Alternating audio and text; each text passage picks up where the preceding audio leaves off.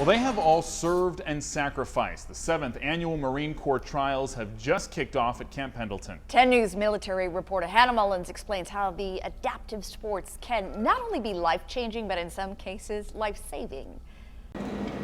Shooting is one of 8 sports they'll be competing in.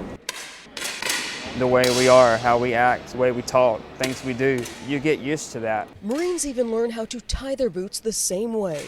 It is what it is. It's a sign of how high the risk runs. Staff Sergeant Joseph Eatman is a section leader with the Wounded Warrior Regiment. He's helping about 250 wounded and ill Marines, sailors, and vets train for 2 weeks. These are Marines that have gone out and done for us to allow us to continue to serve, and they've given a lot. Master Sergeant Burl Sigmund was in Ramadi, 49 days into his 8th deployment, when an RPG launched him into the air.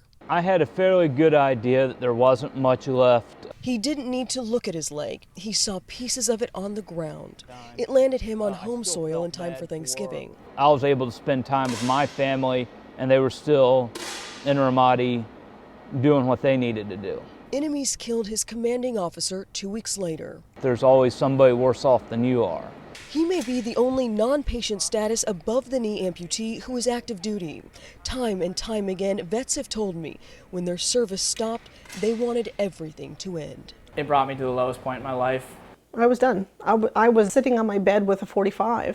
I went down the road and contemplating doing it. And about 20 vets a day go through with it. The world will never know what they lost when they lost Daniel.